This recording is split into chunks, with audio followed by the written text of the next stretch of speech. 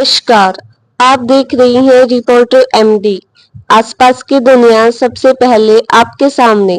जनता की अदालत में पहुंचे अरविंद केजरीवाल, बोले मेरे खिलाफ षड्यंत्र रचा गया, मैं गलत करने नहीं आया। जनता की अदालत में आम आदमी पार्टी के राष्ट्रीय संयोजक अरविंद केजरीवाल अपनी बात रखे। केजरीवाल ने इस्तीफा देते हुए कहा था कि वो जनता की अदालत में जाएंगे। केजरीवाल ने कहा था कि वो सीएम की कुर्सी पर तभी बैठेंगे जब जनता उन्हें ईमानदारी का प्रमाण पत्र देगी। दिल्ली के मुख्यमंत्री पद से इस्तीफा देने के बाद आज अरविंद केजरीवाल जंतर मंतर पर जनता की अदालत में पहुंचे हैं। अरविंद केजरीवाल जनता की अदालत को संबोधित कर किया। जनता की अदालत में आम आदमी पार्टी के राष्ट्रीय संयोजक अरविंद केजरीवाल अपनी बात रखी। केजरीवाल ने इस्तीफा देते हुए कहा था कि वो जनता की अदालत में जाएंगे। केजरीवाल ने कहा था कि वे सीएम की कुर्सी पर तभी बैठेंगे जब जनता उन्हें ईमानदारी का प्रमाण पत्र देगी।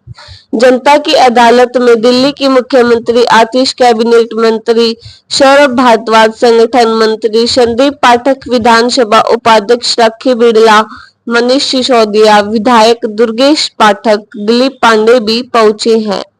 जनता को संबोधित करते हुए केजरीवाल ने कहा कि मैं अपनी जिंदगी में केवल इज्जत कमाई। आज जब मैंने इस्तीफा दिया है, कुछ दिन में मुख्यमंत्री आवास खाली कर दूंगा। आज दिल्ली में मेरे पास रहने के लिए घर भी नहीं है। मैंने 10 साल में केवल आपका आशीर्वाद कमाया है। मैंने इस्तीफा इसलिए दिया क्योंकि मैं भ्रष्टाचार करने नहीं आया था। मुझे सत्ता का लालच, सीएम की कुर्सी की भूख नहीं है। मैं पैसे कमाने नहीं आया। पैसे कमाने होते तो मैं इनकम टैक्स की नौकरी करता, उसमें करोड़ों रुपए कमा लेता, बल्कि हम तो एक देश के लिए आए थे। अरविंद केजरीवाल ने कि मेरे खिलाफ षड्यंत्र रचा गया, मेरे नेताओं को जेल भेजा गया। मैं देश बदलने के लिए आया हूँ, मैं कुछ गलत करने नहीं आया। हमें चुनौती दी गई, चुनाव लड़ लो। 2013 में ईमानदारी से चुनाव लड़े। लोग कह रहे थे उनकी जमानत जब्त होगी, लेकिन पहली बार में ही सरकार बना दी। सरकार बनने के बाद दिल्ली में बिजली, पानी, बस यात्रा फ्री, बच्चों के शिक्षक को फ्री कर दिया। भाजपा को लगा कि अरविंद केजरीवाल को भ्रष्टाचारी घोषित कर दो। उन्होंने हमारी पार्टी के बड़े नेताओं को जेल में डाल दिया। जैसे ही नवरात्र आएंगे मैं घर छोड़ दूंगा। अब में से किसी के घर ही कहाँ रहूंगा, आकर ही रहूंगा। अरविंद केजरीवाल ने कहा कि मुझसे सबसे कठिन कानून पीएमएलए एक्ट के तहत फंसाया। लोगों ने बताया कि यह बहुत लंबा चलेगा, तो मैंने यह सोचा कि जनता की अदालत में जाऊंगा।